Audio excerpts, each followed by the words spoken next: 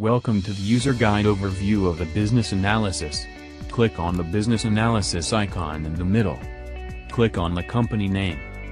You would be directed to the dashboard where you can view the latest 6 months of net revenue in digits and graphs. To look into your profit and loss data, click on the Profit and Loss tab.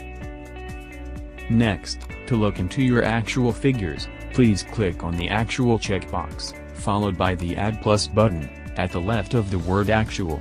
For example, you can compare between revenue and expenses. Then, you can click Go button. There are more subcomponents to be selected, until the icon is fully changed from folder to document icon. Once the components are selected, please click the Go button at the bottom right. The page consists of charts to illustrate the data analysis.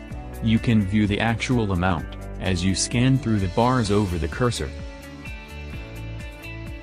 At the top left of the page, you can choose the checkbox, of whether you would like to view all or by branches. Next to the checkbox, you can choose the time frame, whether yearly, half-yearly, quarterly or monthly, to view the data accordingly. Other than that, you can also choose from which year you want to select the data. Lastly, you can choose to view the graphs in bar or line chart. And click Go.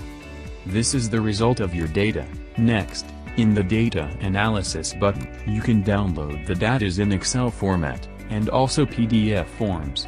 The steps for all the following tabs are similar to the one that is illustrated in Profit and Loss Guide. These are the overview guide to help you in creating your business analysis.